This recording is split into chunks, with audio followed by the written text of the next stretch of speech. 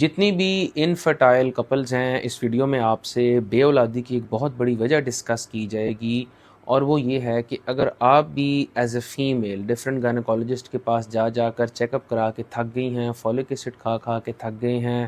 آپ جو ہے وہ کلومڈ لیزرا کھا چکے ہیں، الٹرا ساؤنڈ کرا کے تھک گئے ہیں، لیکن آپ کو پھر بھی سمجھ نہیں آ رہی کہ آپ کو پریگننسی کیوں نہیں ہو رہی، اور ڈاکٹر ہر دفعہ ہی آپ کو دوائی دے کے بھیج دیتے ہیں، کوئی آپ کو وجہ نہیں بتاتا کہ آپ کو حمل کیوں نہیں ہو رہا، تو میری ایک ریکویسٹ ہے کہ لازمی